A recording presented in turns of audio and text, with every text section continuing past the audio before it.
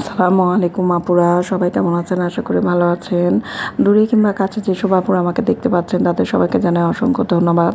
তো আজকে আমি আপুরা আপনাদের সাথে শেয়ার করতে যাচ্ছি আমি দুপুরবেলা যা রান্না করব সেটা নিয়ে। তো আমি আজকে কই মাছ দিয়ে কচুরমুখী আলু দিয়ে রান্না করব।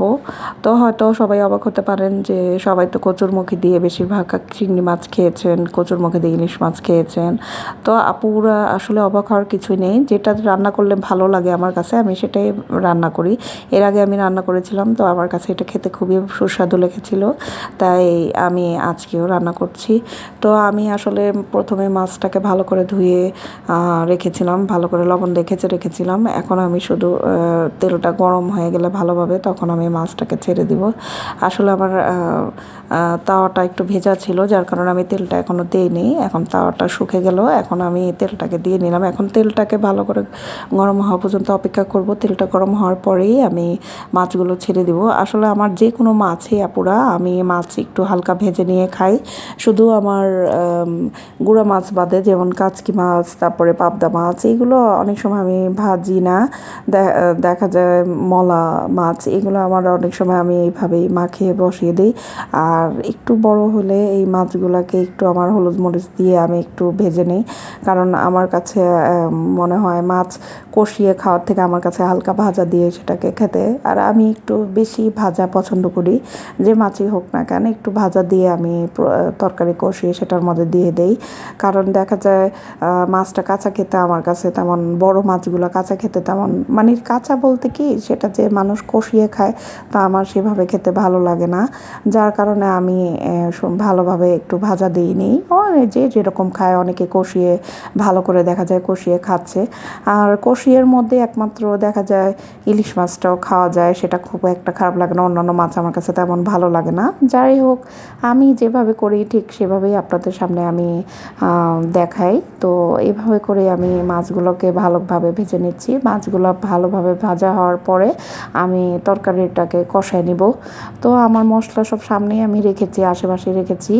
আমার আসলে এই বক্সের মধ্যে অনেকগুলো মানে আমি হলুদ মরিচ ধনিয়া একসাথে গুলিয়ে রেখেছি, আদা রসুন পেস্ট এটার মধ্যেই আছে। তো আমি এটা এই জন্য এই বক্সটাকে সামনেই রেখেছি এবং লবণটা সামনেই রেখেছি।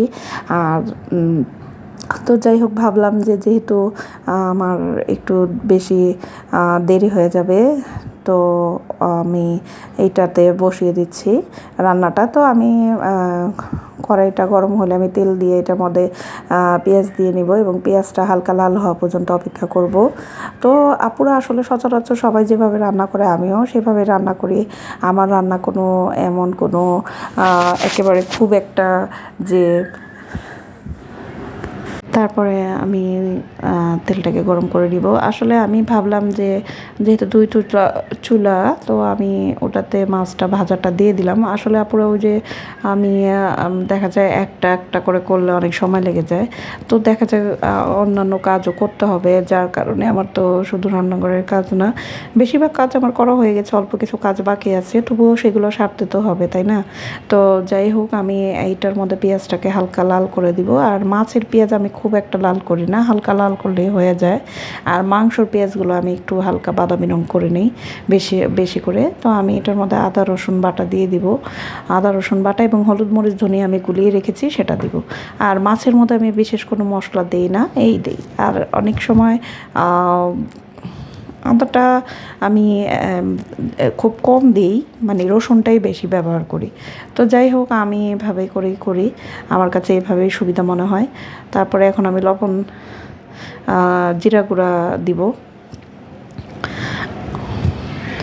যখন যা মানে জিরা ফাঁকি থাকলে আমি জিরা ফাঁকি দেই, যদি জিরা বাটা থাকে জিরা বাটা দিই, মানে যখন যা থাকে হাতের কাছে যেটা আগে শেষ হয়। যেমন ধরেন অনেক সময় ফাঁকি থাকে না, বাটা থাকে না, ফাঁকি থাকে, তো যেটা যখন পাই সেটাই দিই মানে। তো যাই হোক, আমি এখন লবণ দিয়ে নিলাম। এখন আমি ভালো করে মশলাটাকে কষায় নিব।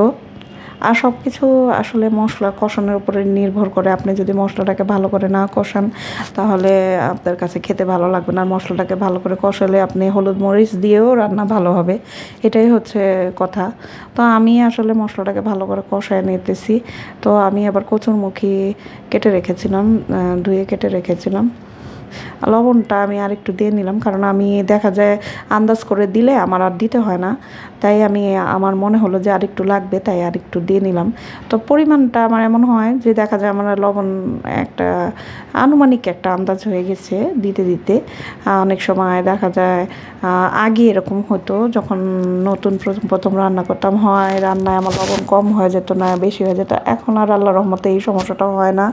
দেখা যায় এখন কোনো না কোনোভাবে আমার এটা অ্যাডজাস্ট হয়ে গেছে, রান্না সমস্যা হয় না, এই আর কি। তো আমি এখন মাছগুলোকে উল্টে নিচ্ছি, যেহেতু মাছগুলো এক পিঠ ভাজা হয়ে গেছে। তো এখন এদিকে আমার মশলাটা কষে যাচ্ছে। এভাবে করেই দেখা যায় সারাদিন কাজকর্ম করে করতে থাকি, দেখা যায়। তো তো এভাবে করে আমি রান্না করি। তো মশলাটাকে ভালো করে কষিয়ে নিয়ে আমি এটার মধ্যে তরকারিটাকে পুরো ছেড়ে দিব।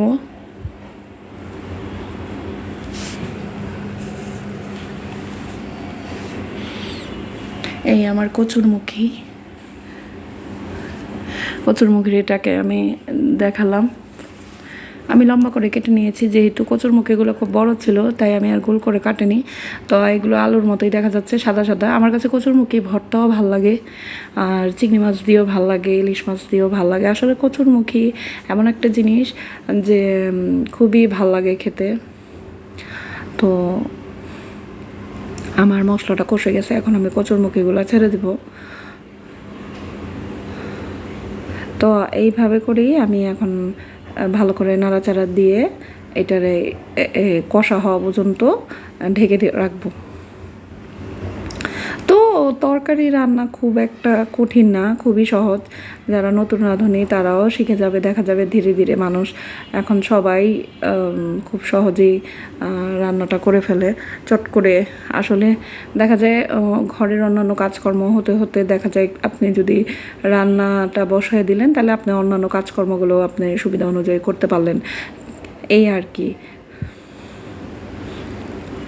তো আমার এখন মাছগুলো প্রায় হয়ে গেছে, মানে আমি তারপরও দেখে নিচ্ছি ভালো করে।